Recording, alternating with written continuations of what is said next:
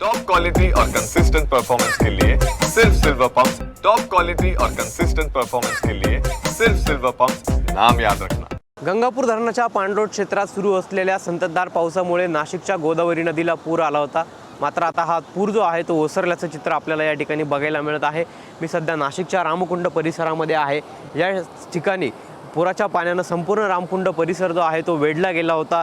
या ठिकाणावर असलेले मंदिरं देखील पाण्याखाली गेली होती। मात्र आता पूर जो आहे तो ओसरलेला आहे आणि हळूहळू या ठिकाणी परिस्थिती जी आहे ती पूर्वपदावर येत असल्याचं आपल्याला बघायला मिळत आहे।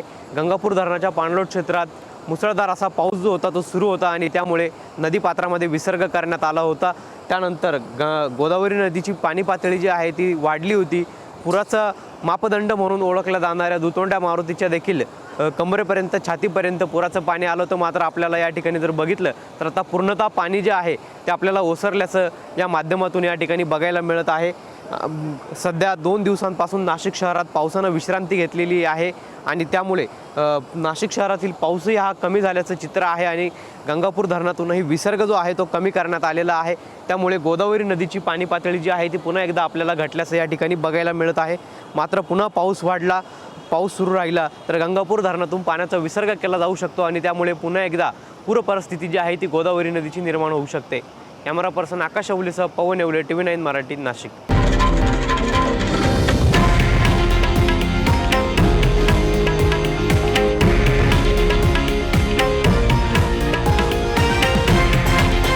हे आहे देशातील नंबर 1 न्यूज नेटवर्क आणि आपण पाहत आहात TV9 मराठी, एकमेव।